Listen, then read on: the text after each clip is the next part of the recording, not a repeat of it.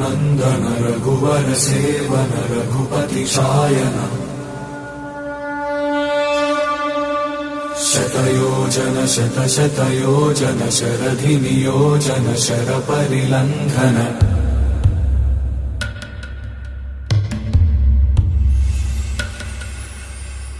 Raghunandan